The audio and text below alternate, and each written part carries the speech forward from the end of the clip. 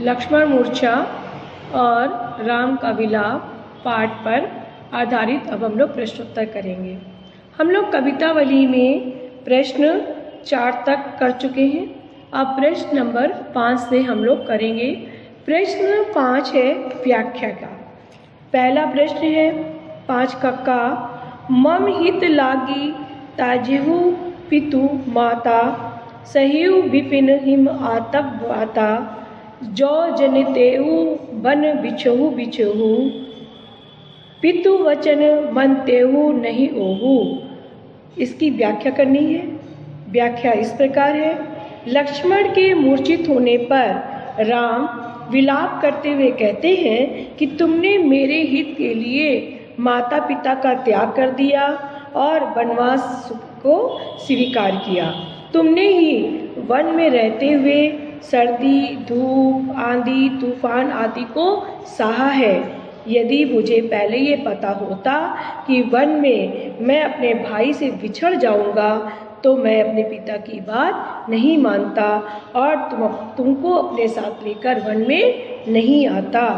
राम लक्ष्मण की निस्वार्थ सेवा को याद कर रहे हैं। इसका प्रश्न 5 का खा जथा पंख बिनु खग अति दीना मणि बिनु फनी करिवर करहीना अस मम जीवन बंधु बिनु तोही जो जड़ देव जीवायो मोही। प्रस्तुत दोहे में राम विलाप कर रहे हैं। तुलसीदास जी कहते हैं कि राम कहते हैं कि वो लक्ष्मण को अपनी गोद में लेकर राम विलाप करते हुए कह रहे हैं कि तुम्हारे बिना मेरी दशा ऐसी हो गई है जैसे पंख के बिना पक्षी और मणि के बिना सांप तथा सूंड के बिना हाथी की स्थिति दयनीय होती है। उसी प्रकार से मेरी स्थिति भी असहाय और मैं पूरी तरीके से असक्षम हो गया हूँ।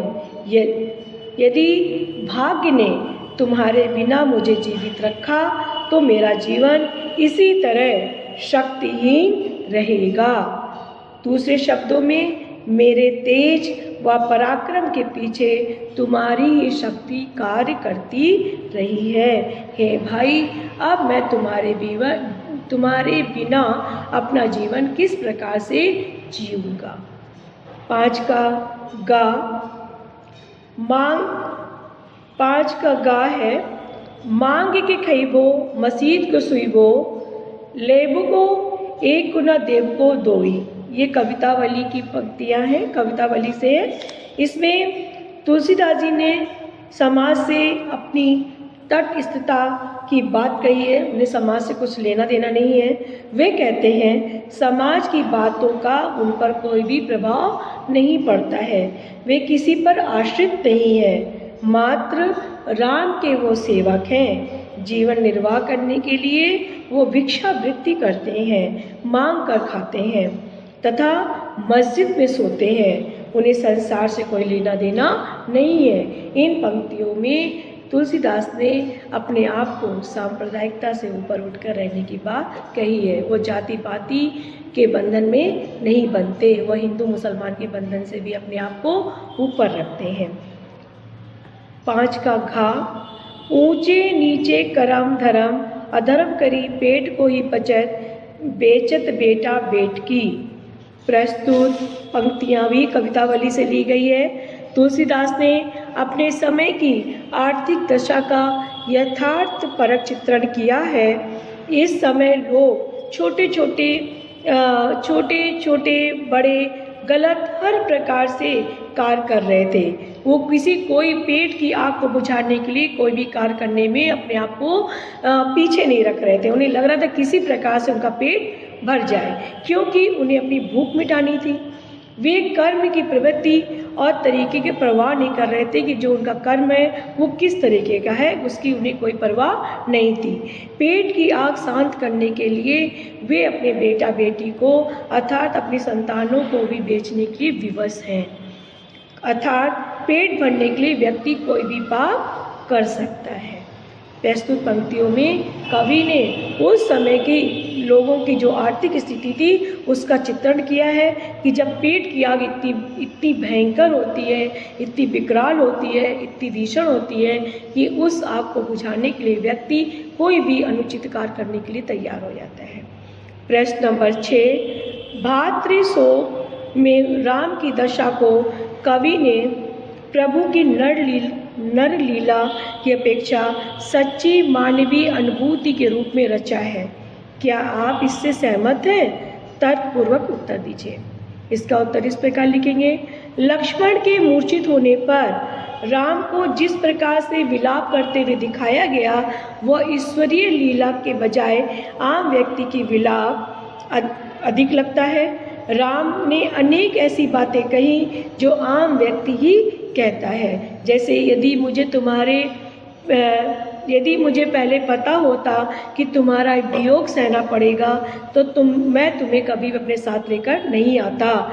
मैं अयोध्या जाकर परिजनों को क्या मुंह दिखाऊंगा, माता को क्या जवाब दूंगा आदि ये सब बातें एक समान व्यक्ति की तरह राम ने की है। ये बातें ईश्वरीय व्यक्तित्व वाला व्यक्ति नहीं कह सकता, क्योंकि वो तो सब कुछ पहले से ही जानता है। उसे कार्यों का कारण तथा परिणाम भी पता होता है। वह इस तरह शोक में नहीं, अपने शोक को व्यक्त नहीं करता।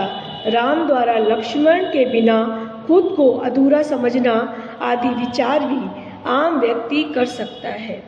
इस तरह कवि ने राम को एक आम व्यक्ति के रूप में दिखाया है, उनको विलाप करते हुए दिखाया है, जो उसकी सच्ची मानवीय अनुभूति के अनुरूप ही है।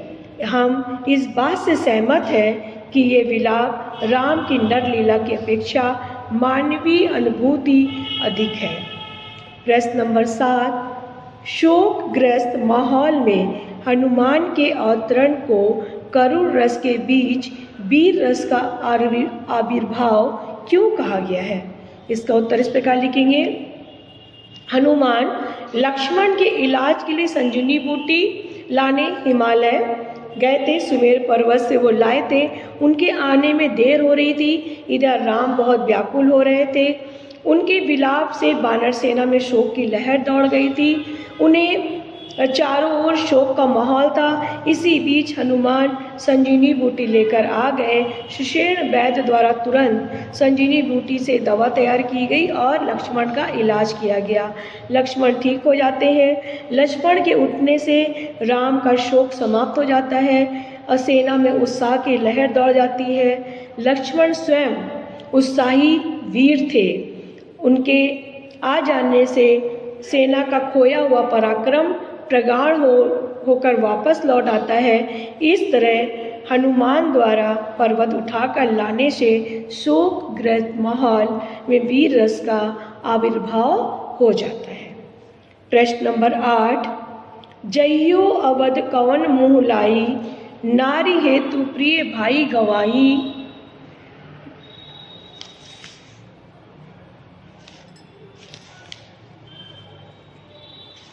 वरु अपजस सहते हु जग माही, नारी हानि विशेष सति नाही। प्रस्तुत पंक्तियों में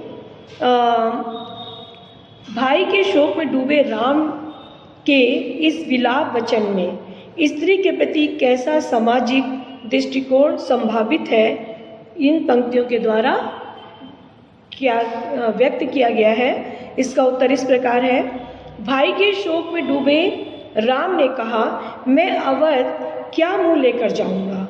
वहाँ लोग कहेंगे कि पत्नी के लिए प्रिय भाई को खो दिया। वह ये अपयश तो सहन कर लेगा कि नारी की रक्षा नहीं कर सका। नारी की हानि कोई विशेष हानि नहीं है। राम के इस कथन से नारी की निम्न स्थिति का पता चलता है कि हमारे भारतीय समाज में नारी को क्या महत्व दिया जाता है, उसका क्या स्थान है, कितना निम्न स्थान है। उस समय पुरुष प्रधान समाज था। नारी को पुरुष के बराबर अधिकार नहीं थे। उसे केवल उपभोग की चीज समझा जाता था। उसे असहाय व निर्बल समझकर उसके आत्मसम्मान को चोट पहुंचाई जाती थी।